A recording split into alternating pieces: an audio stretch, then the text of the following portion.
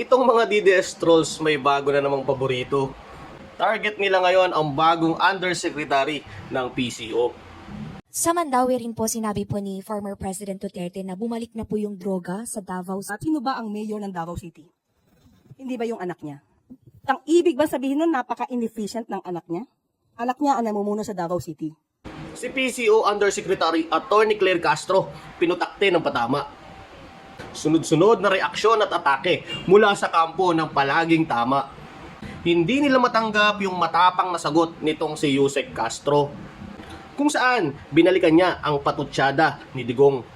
Siguro nga hindi sanay itong mga trolls pag nare-resbakan si Duterte. Kaya hanap sila agad ng mga pwedeng pang-atake.